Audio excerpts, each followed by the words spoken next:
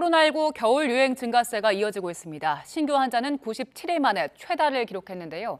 위중증 환자도 사흘 연속 500명대를 기록했습니다. 취재기자 연결합니다. 김평정 기자. 네, 사회일부입니다. 코로나19 반등세 계속 이어지고 있는데 자세한 발생 현황 전해주시죠.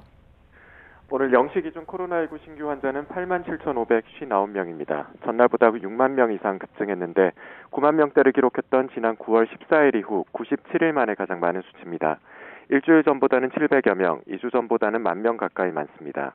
화요일 발표 기준으로도 15주 만에 가장 많습니다. 확진자 규모가 커지면서 위중증 사망 피해도 늘고 있습니다.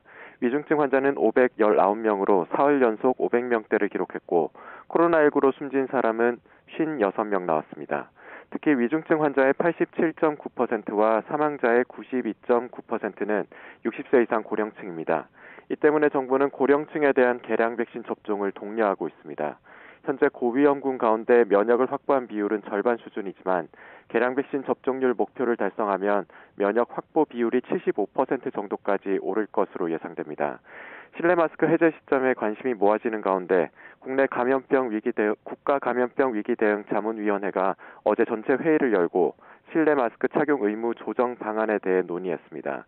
참석위원들은 대체로 실내 마스크를 의무화해서 권고로 전환할 시점이 다가왔다는 데 뜻을 같이 한 것으로 알려졌습니다.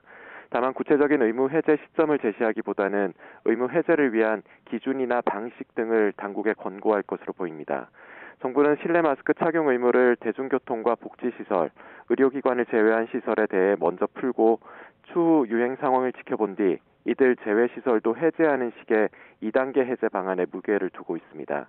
첫 해제 시점은 다음 달 설 연휴 전이 될 가능성이 크지만 최근 유행세가 반등하고 위중증 환자 수가 증가세를 보이고 있어 그 이후가 될 가능성도 있습니다. 정부는 전문가들의 의견을 고려해 오는 23일 중대본 회의에서 실내 마스크 의무 조정안을 발표할 계획입니다. 지금까지 사회 2부에서 YTN 김평정입니다.